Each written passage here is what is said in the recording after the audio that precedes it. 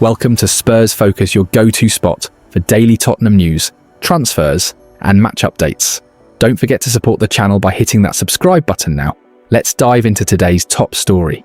Tottenham midfielder Yves Bissouma was stretchered off with a painful-looking injury just moments into his first game of the season on Sunday night.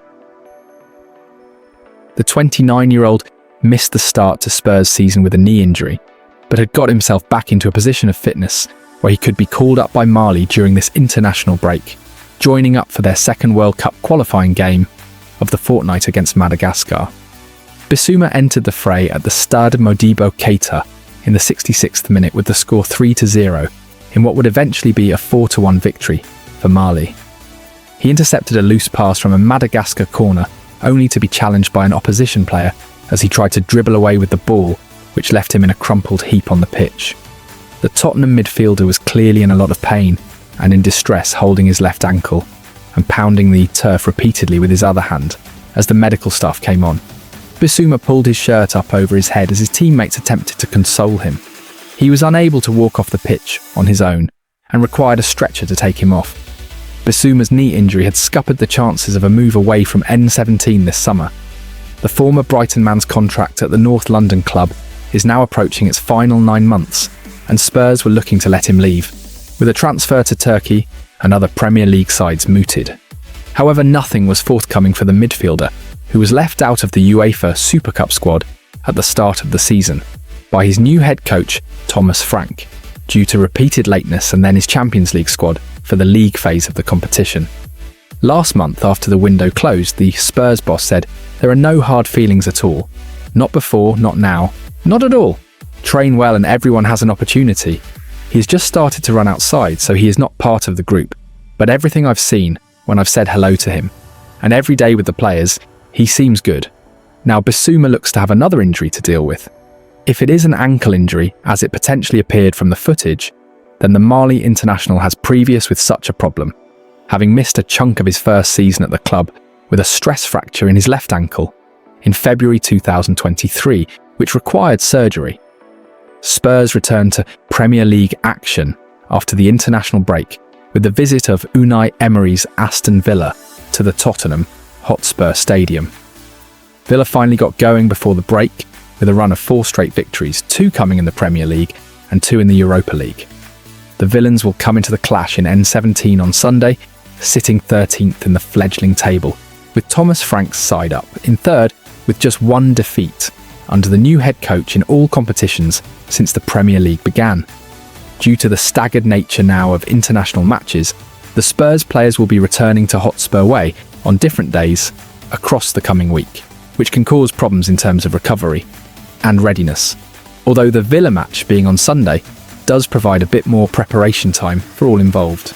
Injuries in the second round of international matches could also bring further problems for Frank, and the latest players back to the Enfield training complex will be those who play on Tuesday, either in Europe or further afield.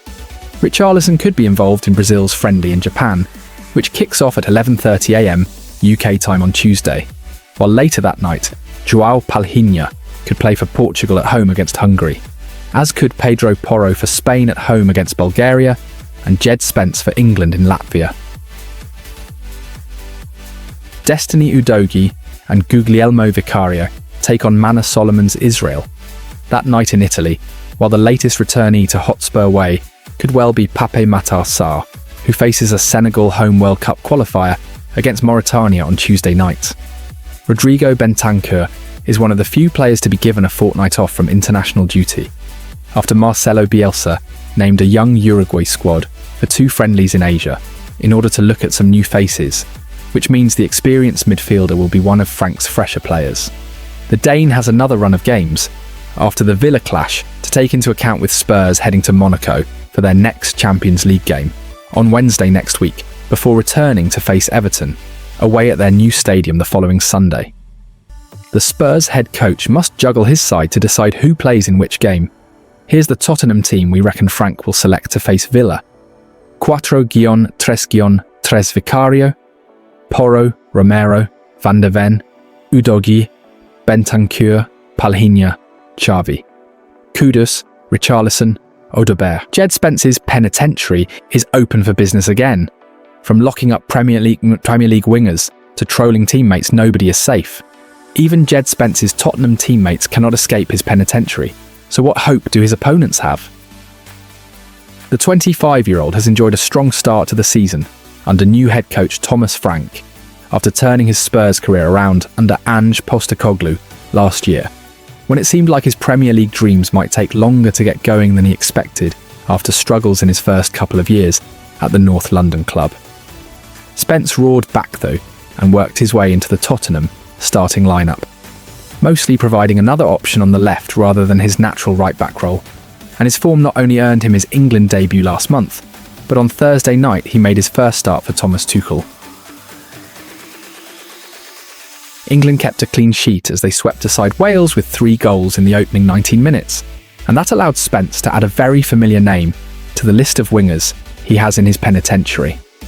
The fullback had started to hint on social media about dispensing with the wingers he came up against in pre-season, with an image of Arsenal's Bukayo Saka after Spurs' 1-0 win in Hong Kong. Spence used a photo of the England winger on the floor in front of him, with the caption, "On to the next one." That of course may just have meant Tottenham's next friendly in South Korea against Newcastle, but the captions began to get clearer. After the 2-0 win at Manchester City, Spence was up against Oscar Bob and Rico Lewis down his flank, and he posted after the game at the Etihad Stadium, "Bring me your favourite winger," along with a devil's face emoji. A few weeks later, and another future England colleague got the treatment with Jared Bowen pictured, along with the first reference to Spence's winger prison after the 3-0 victory at West Ham with the caption, "Who doesn't love a derby win?" Penitentiary expanded. Even his Spurs teammates did not escape being locked up on social media. In Tottenham's 3-0 win against Doncaster Rovers in the Carabao Cup, the visitors had 19-year-old Tottenham winger Damola Ajayi on loan and playing on the right. Spence later posted an image of the teenager behind bars with the words, "I'm sorry, lil bro. Welcome to the penitentiary." To his credit, Ajayi responded to it well with a gif of Neil Warnock, a rather pivotal character from Spence's past. It was no holds barred for Spence now, and that meant Brennan Johnson got the treatment. After Thursday night's England win against Wales, Spence has begun tucking the penitentiary images at the end of his Instagram collages, and there it was, with the Spurs winger's head on a leashed dog, with the fullback holding the chain, using the Grand Theft Auto V meme. Very happy to get my first England start with a great win, but forget about all that emotional stuff for a second. You cannot escape the inevitable. Let's take a walk to the penitentiary, brother, posted Spence in the captain alongside. So who is next to be potentially locked up in the Tottenham defender's infamous penitentiary? Next up after the international break is Aston Villa, who will arrive at the Tottenham Hotspur Stadium on October 19th. If Spence plays at left-back, then he will likely be up against 24-year-old Ivory Coast attacker Evan Guessand. The Corsica-born forward was signed for £30 million in the summer from Nice, and is yet to get off the mark with a goal or assist for Villa, and has mostly been playing off the right for Unai Emery's side. Spence will be hoping to prevent him from getting his landmark first goal for the visitors. Spence is likely to rotate with Destiny Udogie and even Pedro Porro on the right, with games coming every 3 days. But for the purposes of this article, we're selecting Spence as the left-back for every match, and running the England international into the group. That means he would likely come up against a much-linked Spurs target in the summer window, Magnus Akliush, as the North London club travel to Monaco in the Champions League on October 22nd. The 23-year-old France international has 2 goals and 1 assist to his name in 6 League One games so far, and will present plenty of trickery and ability down the right flank for Monaco. Up next is a trip to Everton on October 26th, and potentially another Tottenham transfer target from the past 12 months in the shape of Tyler Dibbling.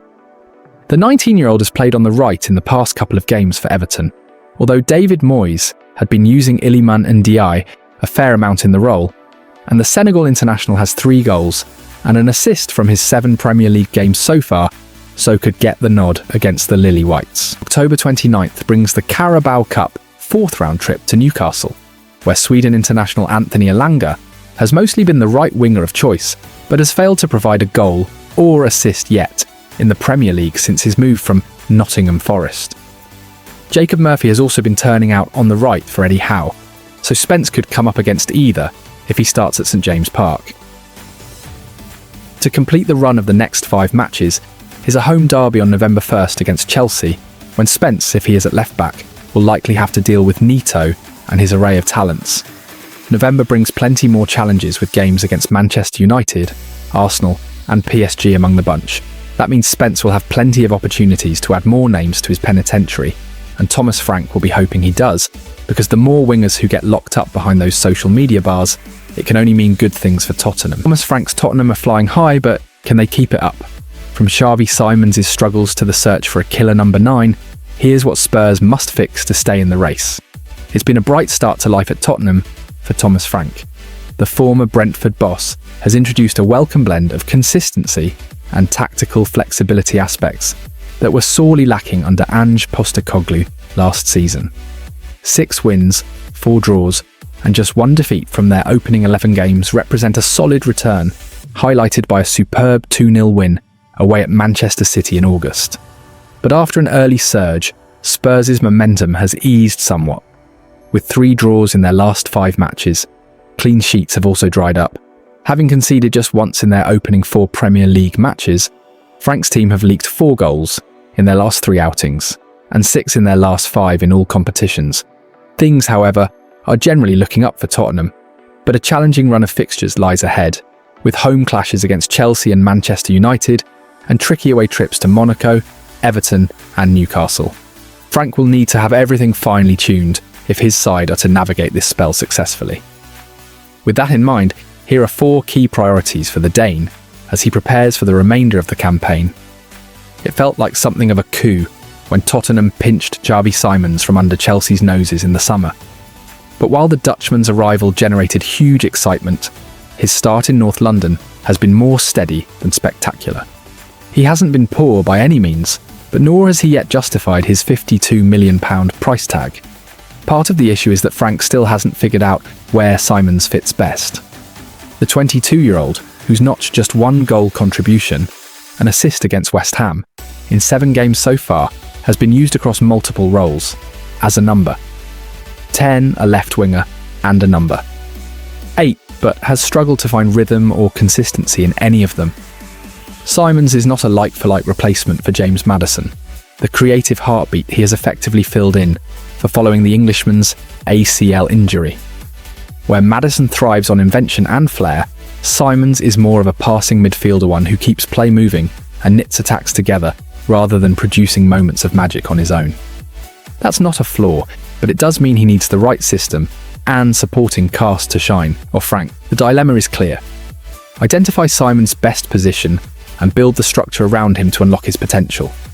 Once he settles into a defined role and gains confidence and rhythm, Tottenham could finally begin to see the player who not only dazzled in the academies of Barcelona and PSG, but also lit up the Bundesliga with RB Leipzig last season. If Tottenham are to take the next step under Frank, they need a dependable, ruthless presence at centre-forward. A true number. 9 capable of turning half chances into goals. At the moment, that player simply doesn't exist in this squad. Dominic Solanke has shown flashes of quality, but injuries have disrupted his rhythm and consistency. Richarlison continues to work hard, but remains an enigma in front of goal, while Mathys Tel, though promising, is still more of a long-term project than a reliable week-to-week scorer. Meanwhile, Randall Kolo Muani, on loan from PSG, remains something of an unknown quantity. Once tipped as the next big thing after his breakout at Eintracht Frankfurt, his spell at PSG fell flat, following his £64.2 million move to League One, and while his loan at Juventus last season was an improvement, it was hardly spectacular. He's currently sidelined with an injury, which hasn't helped him or Spurs. Between the quartet, there's talent, energy, and potential, but not the kind of relentless finishing that defines top 4 teams. For Spurs to genuinely compete at the sharp end of the table, they need a striker who can deliver 20 or more goals a season. Someone who can turn tight games into wins and lift the team when the performances dip. That's the kind of cutting-edge Harry Kane once provided, and it's what Tottenham have been missing ever since his departure. Kane, who is regularly linked with the return to Spurs, has publicly distanced himself from a Premier League return yet there will be other options available. For Frank, the task is twofold. Either get one of his current options firing consistently, or identify a striker who can come in and provide that elite output. One potential target is Samu Omarodion, who's been sensational since joining Porto in 2024, netting 24 goals in 37 league appearances. The Spain international, who nearly moved to Chelsea last year and has been compared to the likes of Didier Drogba and Victor Osimhen, has an £84 million release clause in his contract.